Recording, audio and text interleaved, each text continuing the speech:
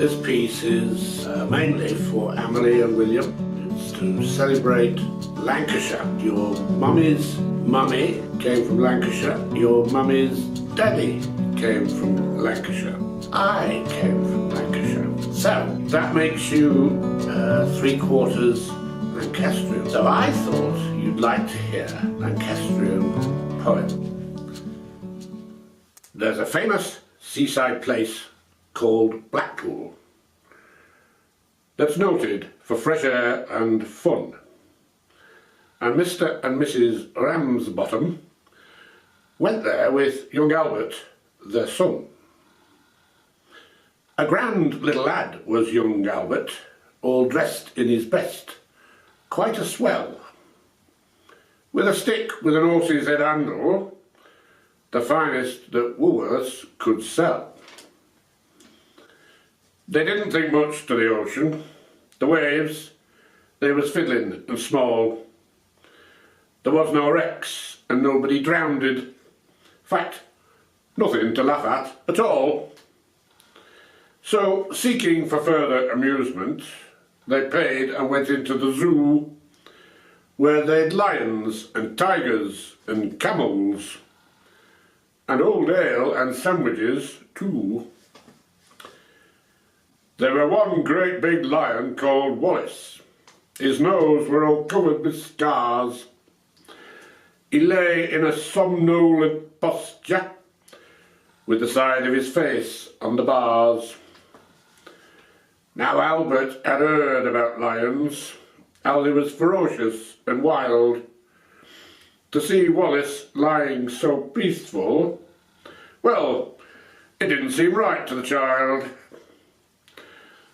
So straightway the brave little fella, not showing a morsel of fear, took his stick with its horse's head handle and pushed it in Wallace's ear.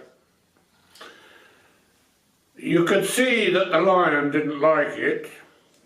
For giving a kind of a roll, he pulled Albert inside the cage with him and swallowed the little lad whole.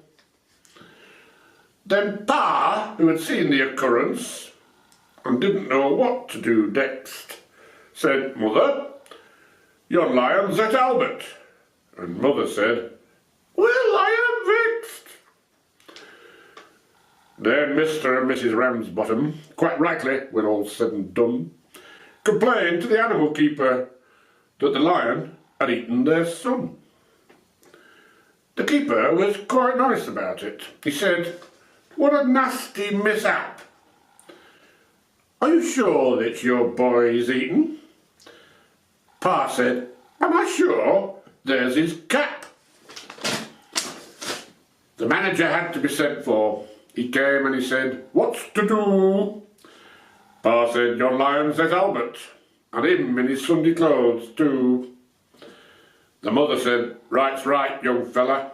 I think it's a shame and a sin for a lion to go and eat Albert, and after we've paid to come in." The manager wanted no trouble. He took out his purse right away, saying, "How much to settle the matter?"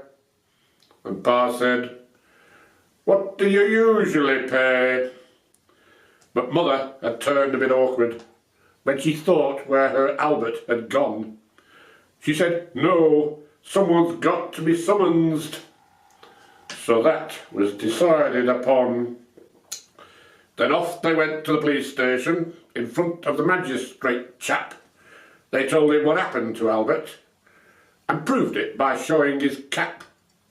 The magistrate gave his opinion that no one was really to blame, and he said that he hoped the Ramsbottoms would have further sons to their name.